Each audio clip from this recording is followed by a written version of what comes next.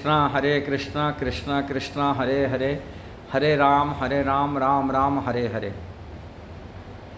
कोई अर्थ आकांक्षा से, अर्थ की कामना से यदि कोई प्रचार करता है, वो प्रचार फल्गु प्रचार होता है। फल्गु मतलब कोई मतलब नहीं होता है, प्रचार में कोई मूल्य नहीं है। किंतु देखा जाता है पूरी दुनिया में, विशेषकर भारत में, भागवत कथा करते हैं, उनका लक्ष्य रहता है एवं अर्थोपार्जन करना। भागवत कथा तो केवल विरक्त व्यक्ति ही कर सकता है नियम हिसाब से। कोई यदि विरक्त व्यक्ति नहीं है, जैसे भागवत प्रवक्ता सुखदेव गोस्वामी जैसी विरक्त व्यक्ति कोई हो, यदि वो कथा कहे भागवतम, तार भागवत की मूल्य होता है कि भागवत की माधुर्यता रहता है और वो लोगों को समाज में प्रभाव डालता है। यदि विरक्त नहीं है, वो कथा कह रहे हैं केवल अर्थ उपार्जन के लिए, पूजा प्रतिष्ठा आशा लेगी कथा करता है, और समाज के लिए कुप्रभाव पड़ता है। और संस्था में यदि कोई कथा ऐसा ही करते अर्थ उपार्जन की संस्था, संस्था के नाम भी बदनामी होता है। मेरा कहने का तात्पर्य यही है, यदि कोई प्रचार करने के लिए चाहता है कि कर रहा है, उनको कभी अर्थ कामना लेके प्रचार न करे, कि पूजा प्रतिष्ठा आशा लेके प्रचार न करे। ऐसा समाज में कुप्रथा तो चल चुका है। कहाँ भागवत में आजकल वृंदावन में कथा करने के लिए आगे जानते हो, और पैसा यदि मिलता बिना टैक्स बिजनेस, जैसे हर जगह बिजनेस करने से वो गवर्नमेंट को टैक्स देना पड़ता है, किंतु भागवत कथा करके ऊपर कोई टैक्स नहीं होता है। जो अर्थ उपार्जन के लिए कोई व्यवसाय हो, वो है भागवत कथा। और लोग पढ़ने के लिए यहाँ आते, व्यवसाय बनाने के लिए, कथावाचक बन करके जीविका चलाने के लिए, परिवार खर्चा उठाने के लिए, कि धन उपार्जन करे, नाम प्रतिष्ठा पूजा पाने के लिए, और धन इकट्ठे बड़े बड़े कोठी बंगला बनाने के लिए वो भागवत कथा कर रहे हैं, माने कथावाचक बन रहे हैं। और उसके लिए पढ़ते बेकायदा भागवत की कथा कुछ साल पढ़ लेंगे, ऐसे ही एमटेक बीटेक इंजीनियर डॉक्टर बन करके मेहनत करी पढ़ के जो पैसा कमा नहीं पाते, 2-3 साल यदि कथा पढ़ लिया, संस्कृत थोड़ा पढ़ लिया, कि भागवत कथा मनोरंजन कथा गाना डाना सीख लिया, वो तो बड़े बड़े डॉक्टर इंजीनियर से भी फेल मारते हैं, तो पैसा कमाने में एक्सपर्ट हो जाते। ये होता देखते ही वो अर्थोपार्जन है इसमें। अब उसमें टैक्स नहीं लगता है। वो तो सरकारी नौकरी करने के लिए, चाहे प्राइवेट कंपनी में नौकरी करने के लिए कोई डॉक्टर इंजीनियर, उसको टैक्स लगता है। इसमें तो कोई टैक्स नहीं लगता है। अर्थोपार्जन बहुत अच्छा अच्छा बंगला घर बना देते। जो कुप्रभाव समाज पर पड़ता है, वास्तविक जो आध्यात्मिक ज्ञान होता है वो ज्ञान निःशुल्क होता है। उसमें कोई अर्थ उपार्जन, मान प्रतिष्ठा, पूजा रख कर के ज्ञान नहीं दिया जाता है। हमारे पूर्व जो आचार्य लोग हुए, जिन्होंने व्यक्ति भागवत रूप में अपने जीवन, व्यक्ति भागवत, एक ग्रंथ भागवत है, व्यक्ति भागवत अपने जीवन में उतारे, जो संसार से संपूर्ण विरक्त रहे। अब विरक्त रह करके संसार की भोग से, वासना से, इच्छाओं से, मान पूजा प्रतिष्ठा से विरक्त होकर के कथा किए, अपने जीवन उतारे, जिससे समाज पर बहुत असर पड़ा और समाज उसको ग्रहण किया।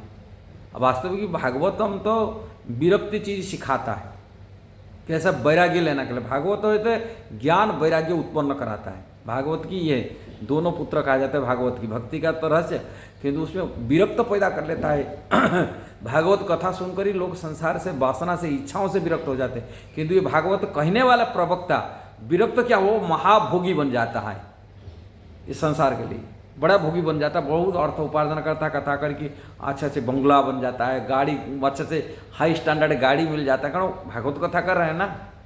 विरक्त कहाँ आता है? किंतु कुप्रभाव ये समाज है। भागवत के लिए बड़ा धोखाबाज, भागवत की ज्ञान देख करके भोग बन रहा है, भोगी बन रहा है। किंतु कोई संस्था में यदि ये भागवत ऐसा ही करता है, विरक्त भोग करने के लिए, इच्छाओं से पैसा अर्थ उपार्जन करता है, और संस्था के नाम बदनाम होता है। श्रील प्रभुपाद इसी को सावधान कराया था।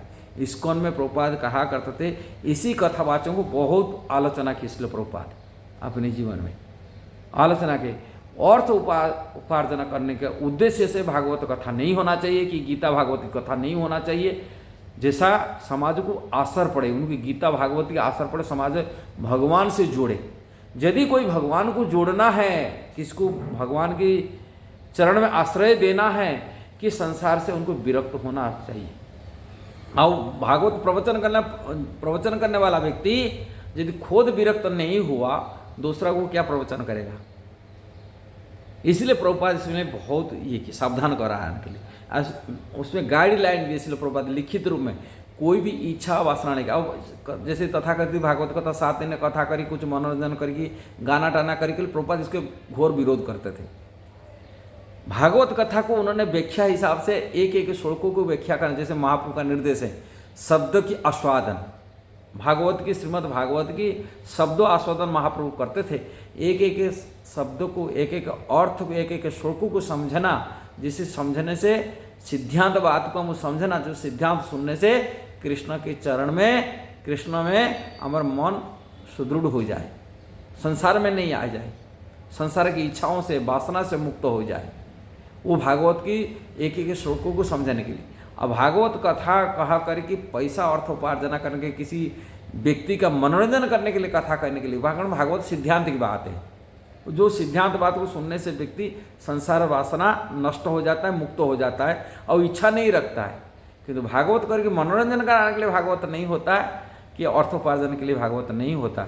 इसलिए प्रचारक जो होता है, जो प्रचार करने वाला भक्त होता है, उनको आचरण में निभाना पड़ेगा।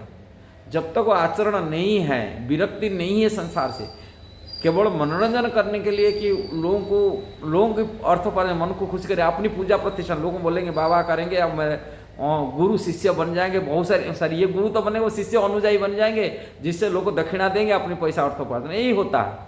किंतु ये सब चीज़ से विरक्त हो जाए और लोग जो कमाना वाले वो भोग दुनिया से मुक्त हो जाए, संसार की माया से मुक्त हो जाए, इंद्रिय तृप्ति से मुक्त हो जाए।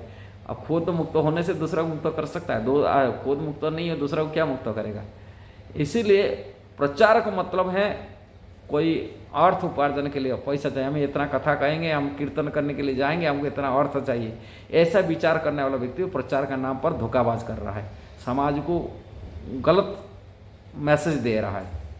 इसलिए प्रचार जो करने वाला हो तो संपूर्ण विरक्त भावना रहना चाहिए, उनकी भोग वासना नहीं है कि अर्थ की कामना से नहीं, कि प्रचार नहीं करना चाहिए अर्थ उपार्जन के लिए, कि मान प्रतिष्ठा पूजा के लिए प्रचार नहीं करना चाहिए, केवल भगवान की प्रसन्नता के लिए कथा कहे, भगवान की खुशी कराने के लिए, जिससे दूसरा का कल्याण हो, दूसरी कल्याण के लिए प्रचार करता है।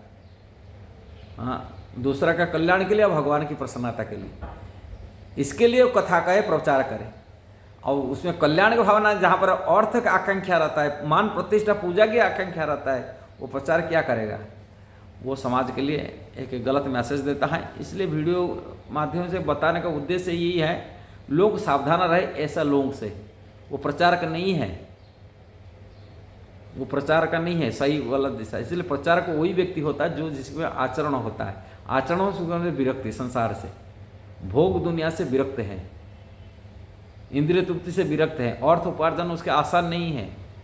वो निस्वार्थ रूप में लोगों को ज्ञान दिलाता है, भागवत की ज्ञान, भगवान की कथा कहता है। ऐसे ही वो सही प्रचार को वही होता है जो निस्वार्थ रूप में प्रचार करता है, कि स्वार्थ रख करके नहीं है, कि मान पूजा प्रतिष्ठा के लिए नहीं, भगवान की प्रसन्नता और दूसरा का कल्याण है, समाज कल्याण का। अनजान व्यक्ति को भगवान की कथा कह रहा है, अज्ञान व्यक्ति को भगवान की कथा दे रहा है। और वही महाजन है, महात्मा है, वही साधु पुरुष है जो दूसरे के कल्याण के लिए कथा करता है, जो उसमें स्वार्थ न रखी कथा करता है, दूसरी की कथा सुनाता है। इसलिए ऐसा व्यक्तियों से हम कैसा सावधान रहना, वो कैसा साधुओं को पहचानना, ये वीडियो के माध्यम से मिल जाता है। थोड़ा सा बताने का उद्देश्य ही है। यदि वीडियो सही लगा जरूर उसको शेयर करना, सब्सक्राइब करना, लाइक कमेंट देना। हरे कृष्णा।